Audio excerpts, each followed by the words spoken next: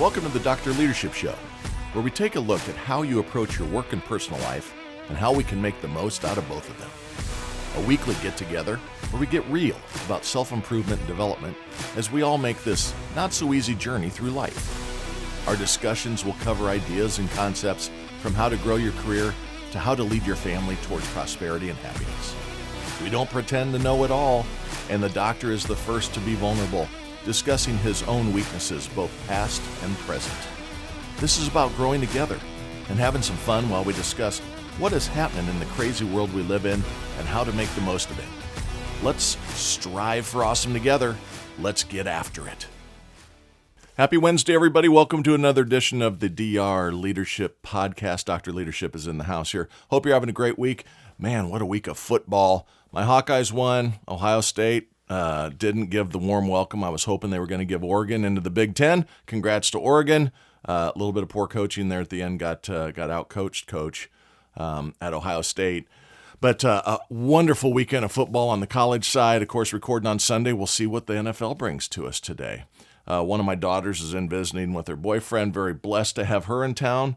Shout out to her and her friend. And we're having a great old time. So just a quick recap. Hey, last week we had episode 1-2 on Friedrich Nietzsche, Philosophy with a Hammer. And today we're doing part 2 on episode 103. So Friedrich Nietzsche, Philosophy with a Hammer, part 2 is happening this week. And remember this. You can find us out on the web. If you want to join in and see some prior episodes, you can check us out through your Spotify app. You can check us out through Apple Podcasts. You can check us out on YouTube channel. You can check us out on iHeartRadio. We're all over the world, man. Share it with your friends. But if you want to be a member and get access to early stuff, and I'm loading up some really, really good interviews over the next about 10 days. I know I keep saying that. It's the lead, man. They talk about the upcoming episode of your favorite TV show for months. I only talk about these upcoming for a couple weeks. But got some great people coming on, and very excited to share that. You can go out to www.drleadershipresults.com. Check out the subscribe section. Click on the button Join. Small investment. Come on, man. Invest in your future. Invest in your own well-being. Invest in your own growth. And you can cancel anytime. If you've got ideas about episodes, etc., send us an email. That can be at drleadershipresults@gmail.com. Send us a quick message. Tell me I'm doing great. Tell me I'm doing awful. Tell me whatever you want. I read them all. I answer to all of them. But please reach out. So back to last week's episode. The one thing I have figured out in this study of Friedrich Nietzsche is that what it takes to be successful and what it takes to do good in this world, to drive the outcomes you're looking for, has not changed in millennia. It is so true what he was speaking of. You got to kind of massage the language a little bit. You got to kind of look at it and try to take what he was trying to say in association to today's world. But one thing is consistent. Consistency of your approach is what it takes to be successful in life. Now, remember, Nietzsche was kind of a nihilist, pessimist, maybe a good way to say it. Didn't think that there were any true truths in the world. You had to kind of go out and figure those out on your own. What's good for the goose is not good for the gander.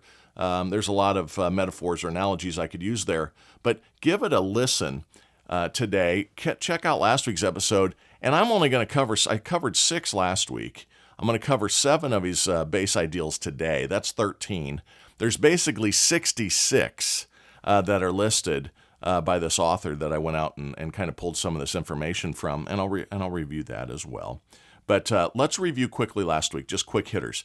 One of the things we talked about was the will to power. And what Nietzsche meant here is it's the will to live and grow. That's naturally in all of us, right? We want to grow. Some of us take action, I'll talk about later, and some of us sit back and play victim. Now, you know me, I want victors, not victims, around me in my life. Victims are a yuck to me, to my spouse, my wife. All those that I work with that are successful are victor attitudes, not victims. It's really, really easy to understand what is the right attitude.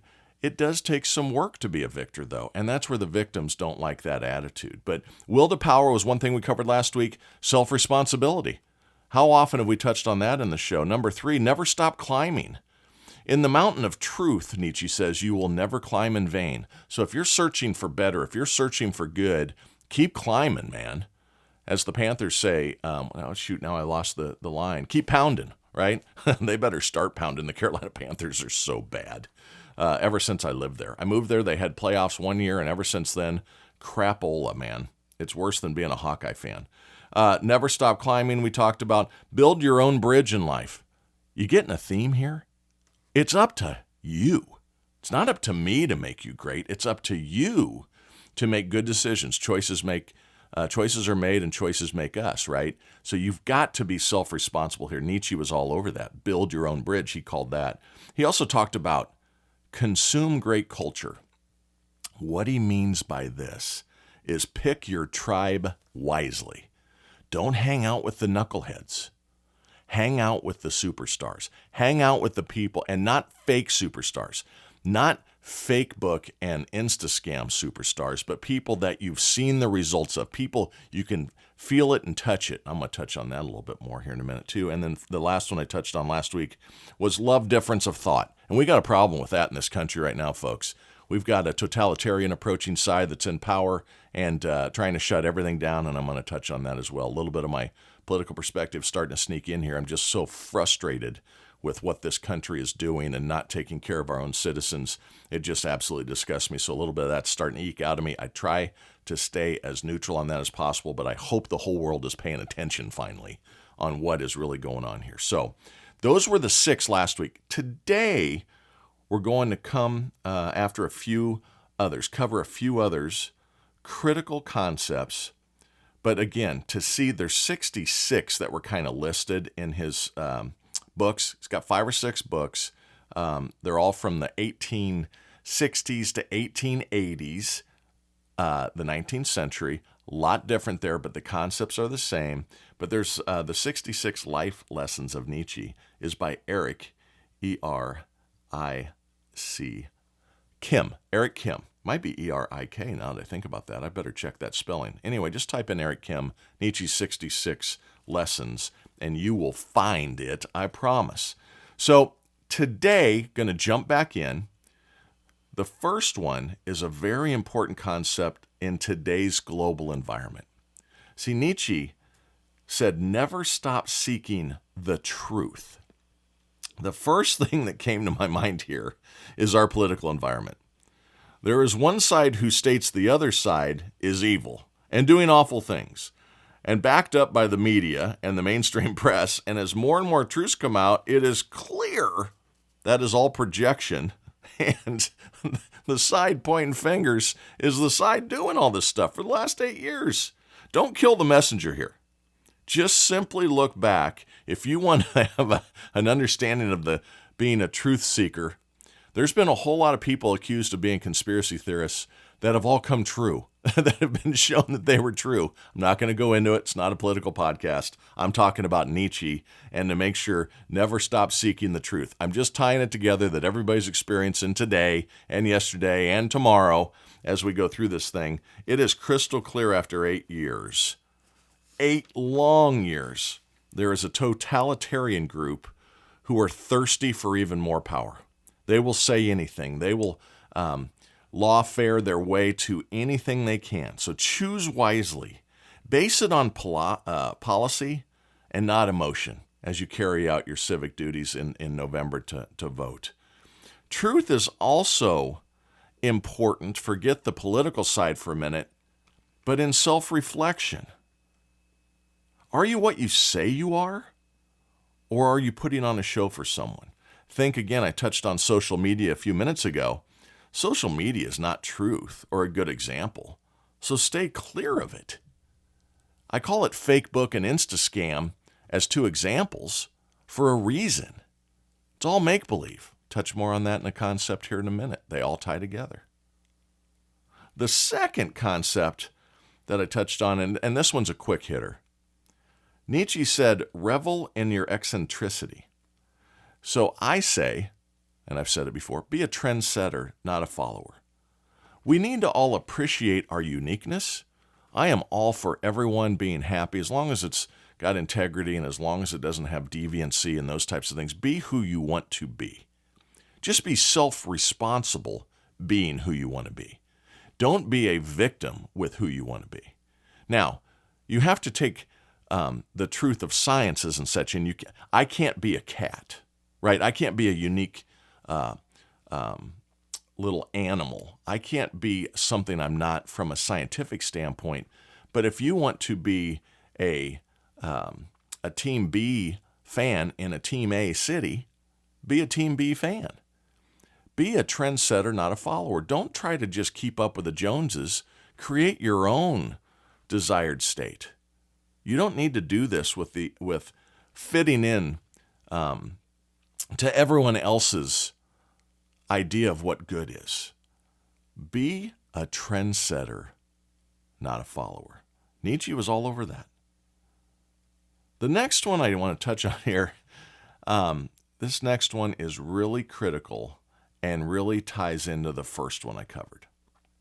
And it says, strive after wisdom. So know the difference between good and bad, and know what it means to be virtuous, Nietzsche says. Strive to be your best and strive to build your own path.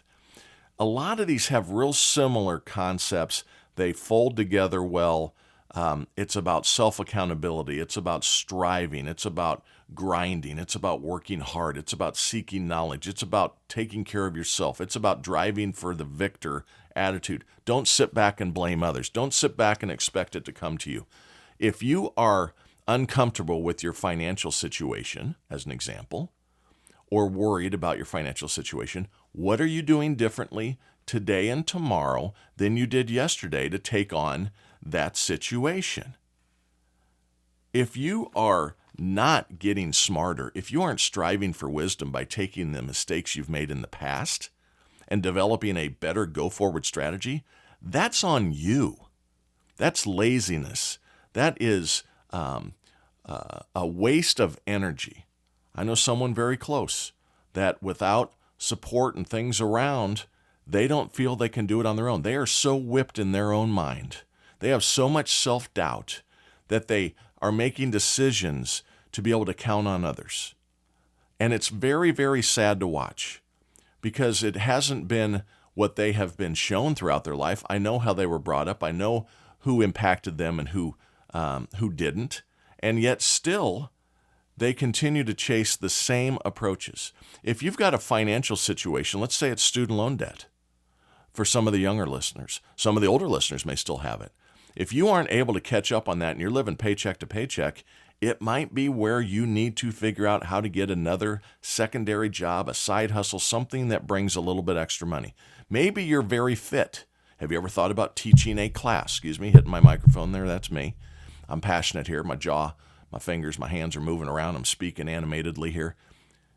If you are a recent out of college graduate and you're trying to make a dent in that student loan, you took the loan. No one else is responsible for paying it back. If you made a bad decision, it's a learning opportunity. Go pick up a Starbucks shift. Go get a job at Office Depot, Home Depot, Staples on the weekend. Work a shift here and there. That extra couple $300 a month pays your student loan debt off 10 years early. If you have a new home and you want to build wealth, go out and get that second job, pick up another shift, divide and conquer. Both parents work different shifts, try to raise the kids right. You have to measure all that in your mind. What's the right situation for you? There are scenes where people can't work extra hours, but if you have an open weekend, pick up a 4-hour something somewhere and do something about your own situation. Again, the reason I say it's critical, that's striving for self-wisdom. Know the difference between good and evil. Good is working your way out of it. Evil is hoping someone else does it for you.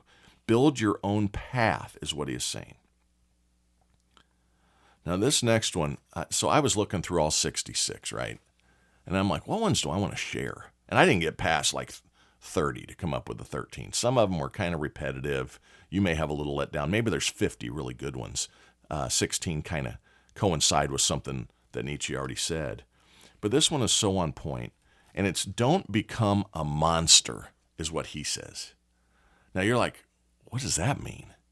Well, what it means, what Nietzsche is pointing out here, is that sometimes you live long. Let me see that. How do I want to say this? Sometimes you live long enough to become the monster you say you are fighting against. Again, think of the political climate in the U.S. right now. One side throws around saving democracy, saving democracy, saving democracy, while they are destroying or attempting to destroy the founding principles of our great nation.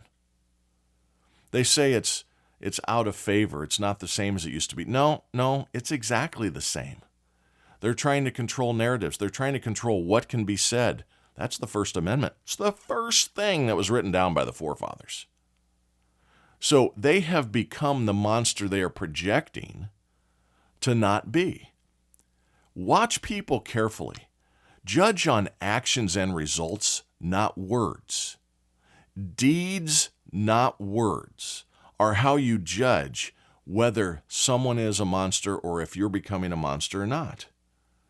The First Amendment, the Second Amendment, the Fourth Amendment, they're all over everything. They're talking about, let's not have the Electoral College any longer. See, the brilliance here is we're not a democracy, first of all. We're a republic. We're a constitutional republic. If you don't want to live in a constitutional republic, you are free to go somewhere else and live where you think it might be better. I think what you will find is that a constitutional republic is the greatest system ever designed. Do we have warts and freckles and problems? Absolutely. Those problems typically are brought on by power-hungry bureaucrats, not by the documents that the Founding Fathers wrote down. Very, very good foresight. It's about empowering the little person. It's about every citizen counting.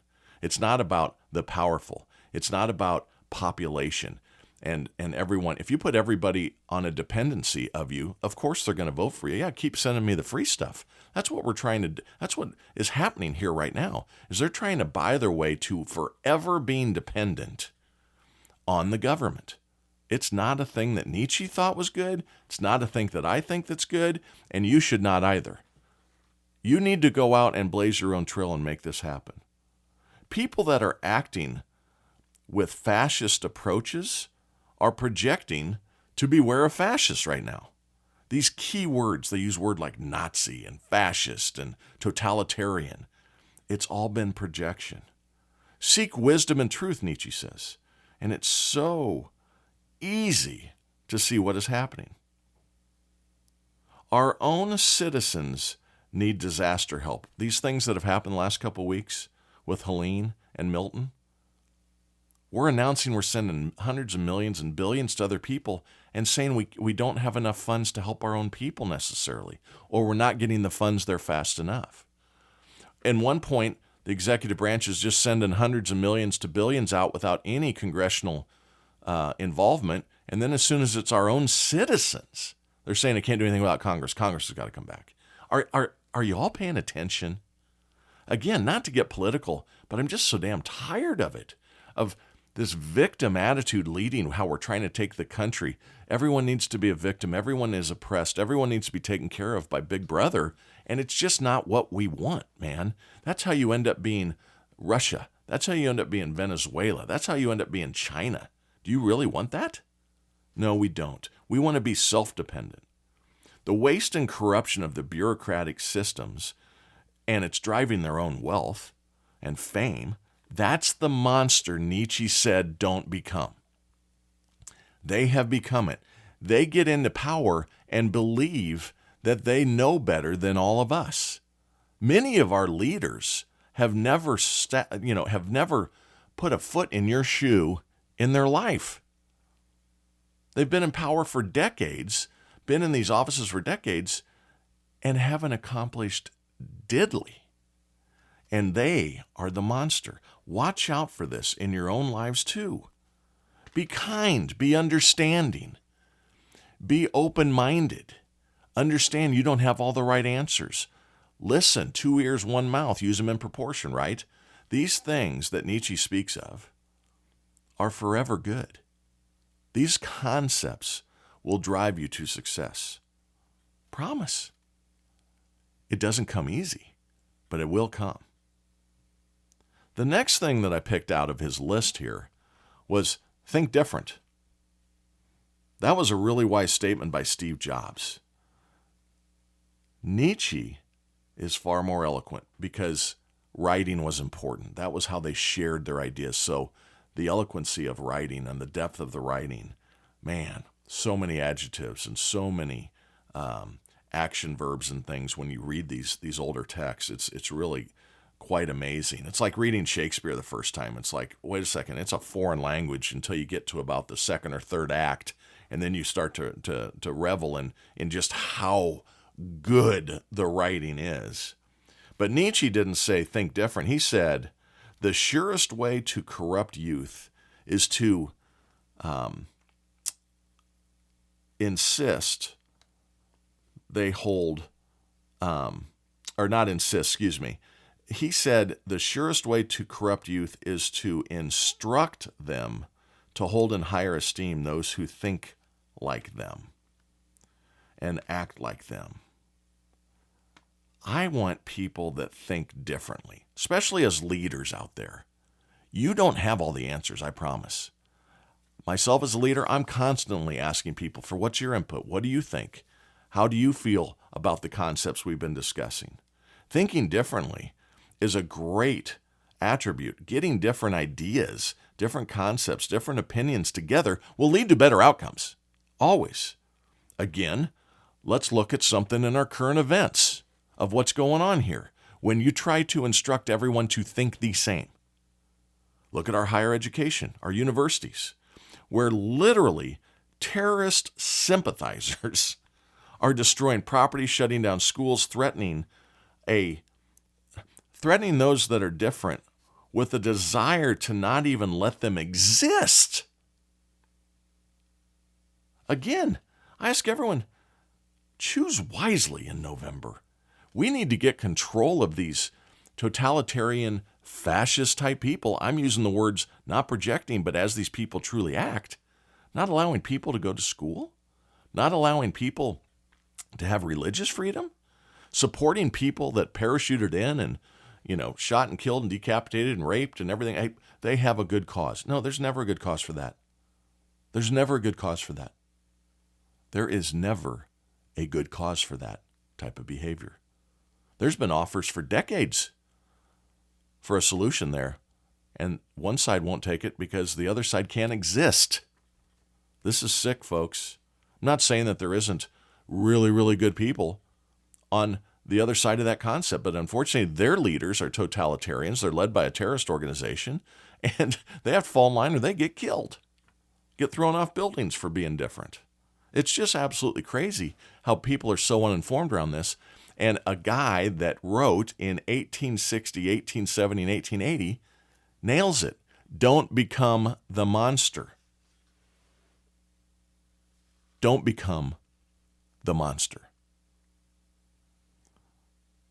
Think differently. Be unique. We've touched on these together, right? So I chose these 6 or 7. The next one, criticize yourself. Man, oh man, oh man. There are some people out here that just, cannot get it. Here's a thought. Don't give a damn what others think of you, but be your own harshest critic. I know a lot of people that talk a good game, and they are so far from what they think they are or what they portray. They know what they really are, but they don't play it. I see this over and over again in today's society, right? Where all people seek is affirmation. Think about likes on social media. People are just dying for affirmation. Please tell me I'm good. Please tell me I'm okay.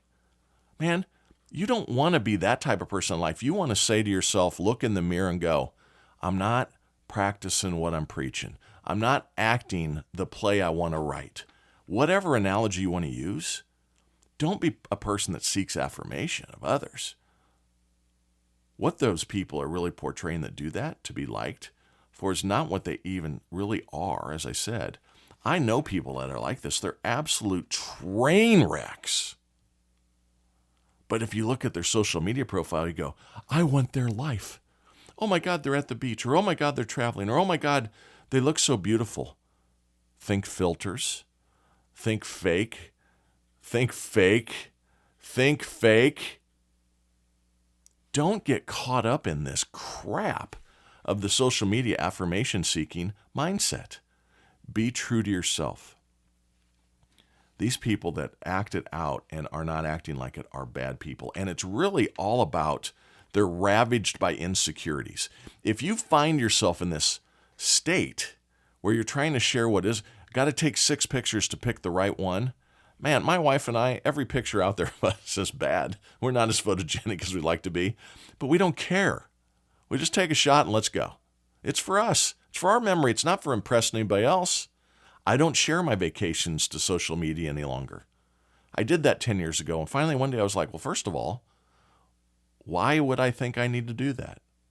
Who am I trying to impress? And then I thought, I was trying to impress somebody. Again, the things I talk about are because I've learned these lessons the hard way myself. I was just like, this is ridiculous. First of all, they know I'm gone now. Second of all, they know where you are all the time. Got a stalker or something, they're going to friggin' find you. There's just so much stupid to social media. It just makes my brain numb. But typically these people are very insecure. And they don't have any self-awareness to see that what they are doing, their own choices are the problem over and over and over again. It's like a record with a skip. A choice happens. You say, you probably shouldn't make that choice. They make that choice. 6 months go by, train wreck. You go, well, hopefully you learn the lesson. I'll never do that again. 6 months later, they repeat the same choice because they're looking for an affirmation. They're looking for the easy. They're looking to fit in. They have a fear of missing out. They're trying to keep up with the Joneses. All of these things that are not self-accountable, not live in your own competition, improve over your own score. Life is a individual sport. It's not a team sport. To be your best, now once you get married and have a family and those types of things, that's a very close-knit bond. I'm not saying it that way. What I'm saying is you're striving for success and you're making decisions. Don't look at what others are doing unless you've got a really good tribe around you, which we talked about, right? Get into culture. Excellent culture is really key. Surround yourself with a tribe that will make you better, not worse. But these people continue to make the same mistakes over and over again, and you've got to pull yourself up out of the plane crash. No one else is going to do it. And the last one I wrote down to talk about here ties them all together. One thing is common in all of this, in all of Nietzsche's commentary, in all of Warren Buffett's commentary that I've used, Steve Jobs, you can go on and on for all times. If you want to be successful, you have to be a person of action. Nietzsche states it this way: don't just think, but contemplate and meditate. Take action. The only way you can get stronger is to take action. No matter what your goals, in life, financially, in your own development, anything that you want to take a look at and improve, you got to take actions. Goals are in life. None of them just show up for you. If you want to be financially independent, it doesn't just show up someday. You have to make those decisions. If you want to be a very successful salesperson, the sales very seldom, we call them bluebirds, just land in your lap. You got to go out, you got to develop relationships, you got to make the calls, you got to consistently prospect. You got to be a problem solver, not a widget seller. You got to talk about outcomes. You got to understand your competition better than they understand themselves. You got to understand your value proposition. You got to understand what problems you're trying to solve with what you're trying to bring to bear to your prospects. If you take the approach that way, knowledge and remove emotion and hope is not a strategy, just like there's no crying in baseball. There's no hope to greatness. You have to, as Nietzsche says, be a person of action. When you look at somebody and you admire their accomplishments and you want to be in their situation, at least you think you do. Remember, everybody has darkness in their life, has problems they're taking on. But when you look at someone that's very accomplished and you want to be them, you want to be in their situation, remember, they didn't just fall into their good fortune either. 99.9% of them worked their tails off. Very few are gifted good lives. Very few are trust fund babies. Very few are born with the athleticism that allows them to just walk into the NFL or the NBA. They had to practice and practice and practice. They had to show up. They had to go to camps. They had to work harder than anybody else because there's a lot of really physically fine specimens out there in this world. All of us can make a great life. All of you can get to the outcomes you desire. What it takes is dedication and conviction. This whole podcast can be boiled down to this point. Be a person of action. Chase the goals. Go get it done. That's all you got to do. Get up and show up. My wife always puts dress up in there too. Friedrich Nietzsche is a brilliant person that lived in a different time. There are dark things about him, but his concepts on what it takes for a good life and what to be a good person are spot on. Go out and check it out. There's 66 of them. I covered, I think, 13 or 14 with some derivatives I've added on my own. And if you do this, if you pursue knowledge, if you pursue wisdom, if you pursue guidance, if you pursue a clan and a tribe that make you better, you will be better. See, outcomes are more important than words. Deeds are more important than language. Concentrate on deeds. It's going to be awesome. Then keep that shit up. Talk next week.